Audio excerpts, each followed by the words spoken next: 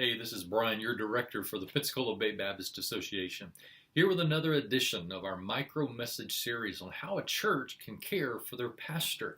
And this week I'm looking at how can you best communicate to your pastor.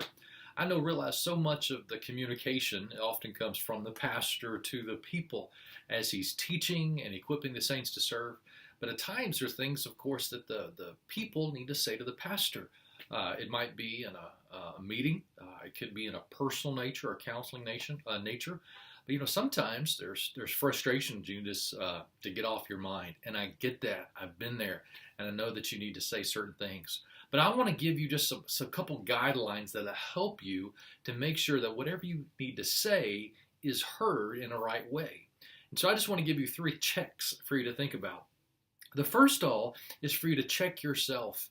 All of us are built with different emotions, and because we're human, all of us, you, your pastor, everybody, we're flawed. And sometimes our emotions can get the best of us.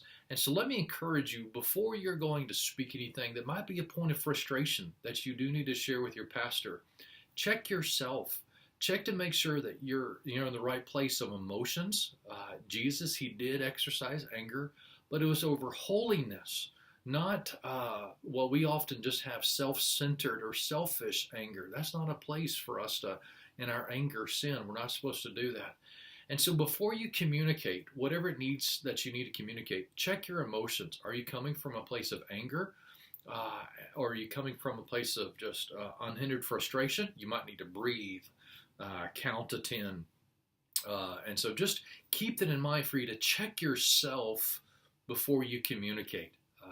So, number 1. Number 2, I'm encouraged to check your method. I know we live in a digital age. Everybody is using social media, and you're texting, you're tweeting, and you're messaging. So many of our emotions today are sent with emojis, or they're sent with all caps.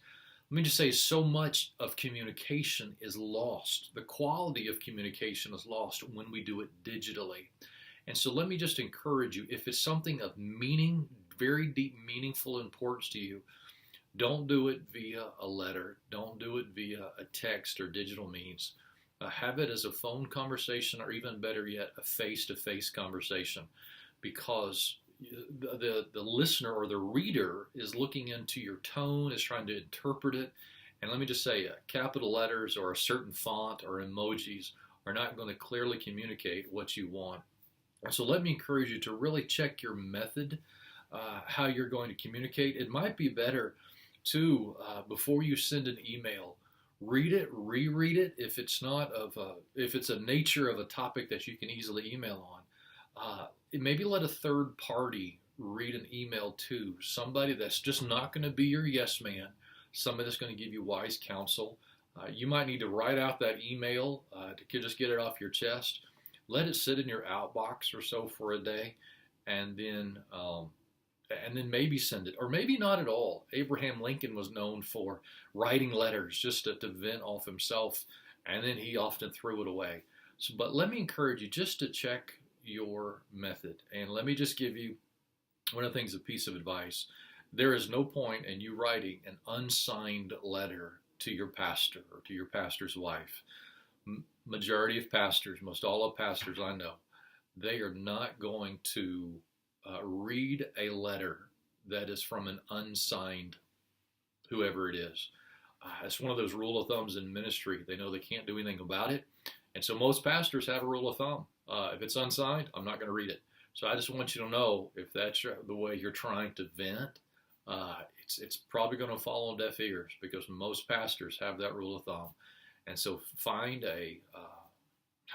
I'll just say this, a less cowardly way. It's the easiest way I can say it, to communicate what's on your heart, and so you can really communicate effectively, not just so you're heard, but so really that you're understood. So first, let me just say this: check yourself, check your method, but also let me encourage you to check your timing. You might have the right thing to say, you might have the right attitude, but if you're coming at the wrong time, sometimes it's not going to be heard at all. So let me just say this: don't need to be texting at him at 2 in the morning. Just say, hey, are we still on for breakfast next week?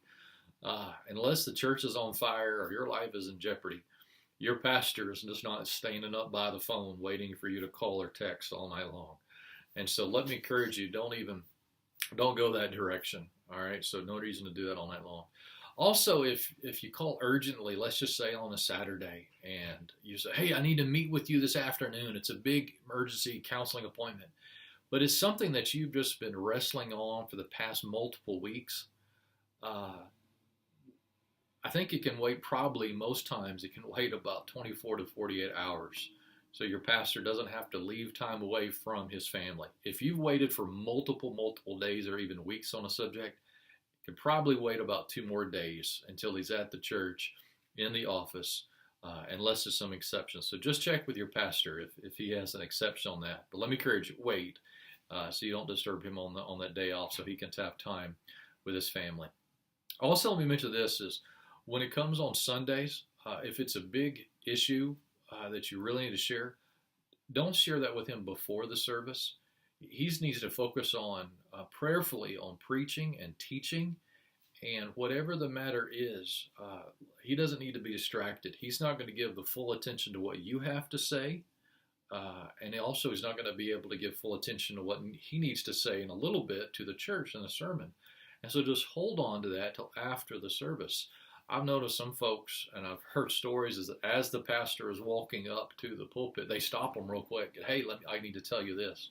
That's not the place. Okay, wait till after the service. And also, don't just drop what I call verbal bombs as you're walking out the door after service. If it's really meaningful, set up a time to talk to him. Make sure if it's proper, it's private, and so that's just not for all to hear.